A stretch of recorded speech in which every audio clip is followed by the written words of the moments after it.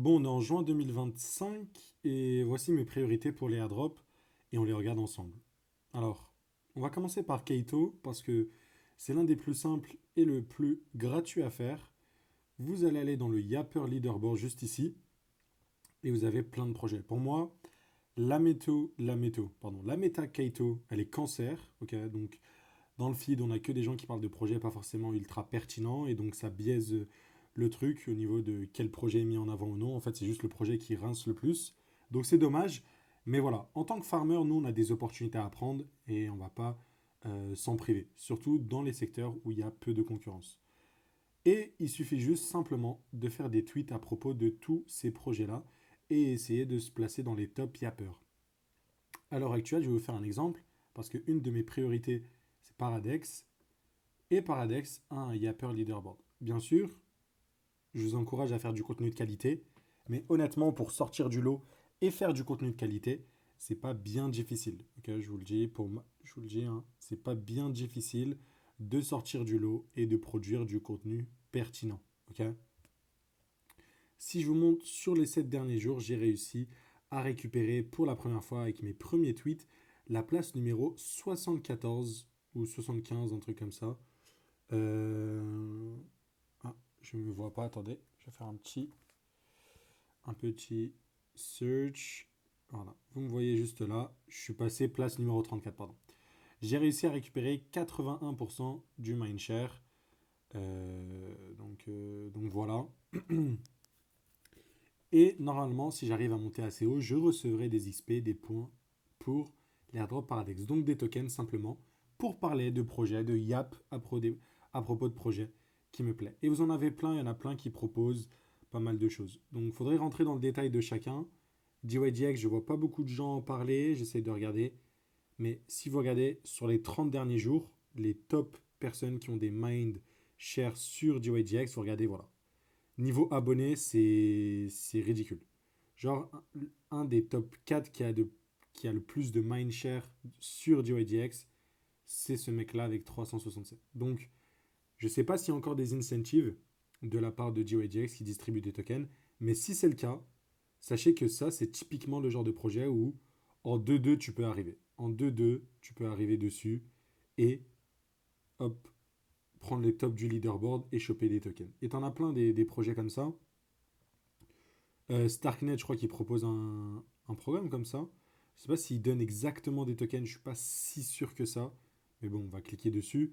Et je suis persuadé que Starknet, c'est le même genre de projet. C'est très facile de récupérer de la mindshare vu comment elle est petite la communauté. Voilà, tu vois encore, là, il y a plus de followers, donc des mecs avec 40 000. Donc on va dire comment dire, que c'est un peu plus compliqué. Donc Kaito, honnêtement, si vous avez du temps et vous avez de quoi poster sur Twitter, c'est une top priorité.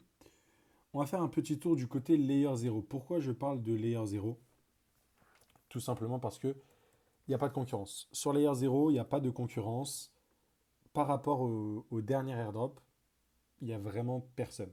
Et pourtant, malgré que le token est pris cher, c'est quand même un token valorisé à 1,8 milliard, allez, 1,5 milliard. Et il y a 5%, je pense, pour l'airdrop. Donc ça fait quand même une somme assez conséquente. Ça fait pas exactement 100 millions, mais un peu moins. Mais voilà. Si on va sur le Layer 0 Network et on va sur le scanner ensemble, vous allez voir que sur le scanner Layer 0, il n'y a strictement personne.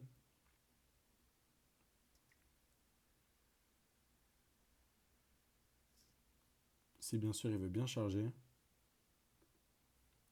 Vous pouvez aller dans les Analytics, Overview, et on regarde. Ça va load. Voilà. Donc nous, quand on farmait Layer 0, c'était dans ces conditions. Et là, à l'heure actuelle, quand on utilise Layer 0, c'est dans ces conditions-là. Donc, regardez, la moyenne par jour, c'est 55 000 messages. Ici, on était en moyenne par jour, hein. Même au plus bas, on était au-dessus des 100 000. Donc, soit 3 fois plus et à la TH 10 fois plus. Enfin, genre dans cette zone-là, 10 fois plus de messages qu'à l'heure actuelle.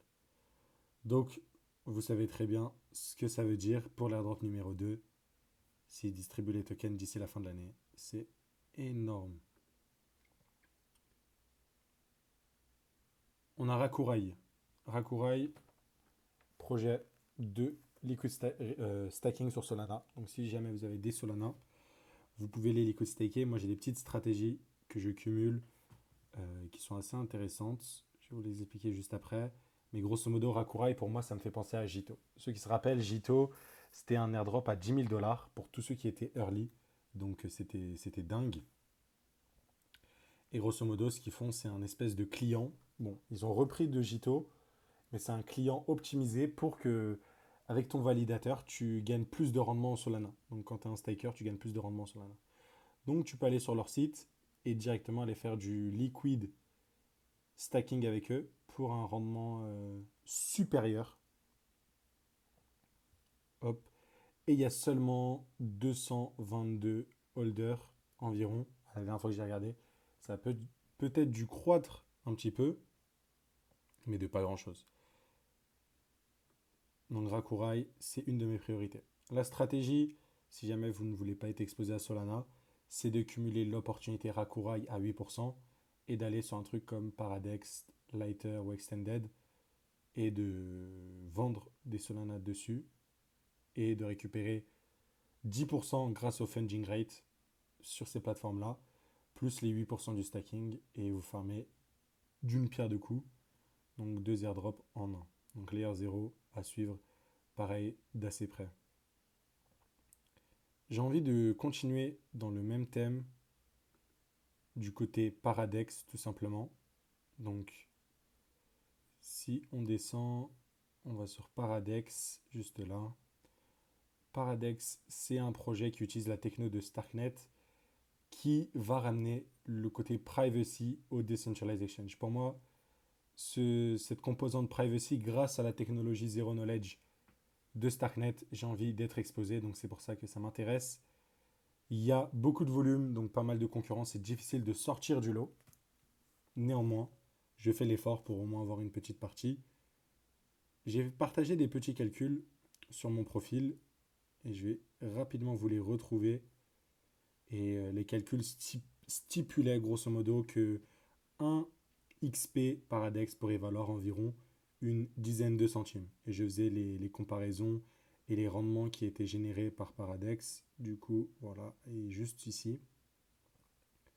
Donc je parlais par rapport à Hyperliquid qui se valorisait 35 milliards. Et si on faisait la même chose, je pense que Paradex devrait sortir autour des 400 millions environ, voire même un petit peu moins, ça dépend où ils sont listés. Que d'ici la fin de la saison, il y aurait entre 135 et 150. Et que l'airdrop du coup de cette saison-là, il y a 15% pour la saison 2. Ça ferait dans le plus bullish des cas 1 $ le point. Mais je divise par 4 pour avoir un cas plus bearish. Voilà. Et je dirais même un petit peu plus bearish, je dirais une quinzaine de centimes l'XP. Donc si jamais vous arrivez à farmer des XP, partez du constat que ça fera environ 15 centimes par XP que vous avez réussi à recevoir. Voilà. On a aussi du coup ce que j'évoquais, Lighter. Alors Lighter, on va juste le retrouver. J'en ai parlé récemment aussi de Lighter s'il veut bien. Hop, juste là. Donc Lighter, pareil, eux aussi ils ont l'infrastructure Zero Knowledge. Le mainnet est en bêta privée. Donc si jamais vous voulez des codes, rejoignez le Discord de la communauté. Et des gens vous donneront des codes. Même moi j'ai des codes à vous donner si jamais vous en voulez. Le projet est un petit peu shady pour être honnête. Dans le sens où a priori ils ont levé des fonds. Mais je trouve aucune trace de ça. Et voilà. Bon, ça s'est largement amélioré. Ils ont quand même une plateforme qui est excellente.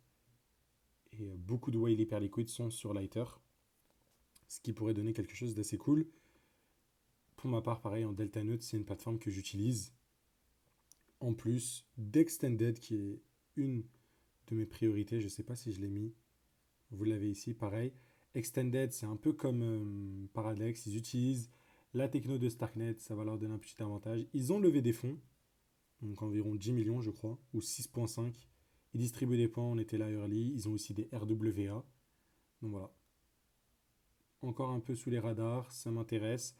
C'est très farmé. Pourtant, c'est pas très follow, mais beaucoup de whales, un peu comme Lighter. Donc ça me rend bullish de voir des whales qui essayent de choper des points très peu chers. C'est que peut-être qu'ils savent quelque chose et qu'ils pensent que le projet vaut le coup. Donc voilà, et chaque semaine, ils distribuent environ 1 million de points.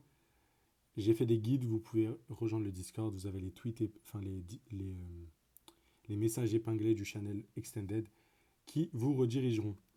Voilà. Et du coup, le plus gros d'aujourd'hui, c'est Hyper EVM. Mais ça, je vous en ferai une vidéo pour demain. Donc abonnez-vous et je vous expliquerai ma stratégie complète pour Hyper EVM.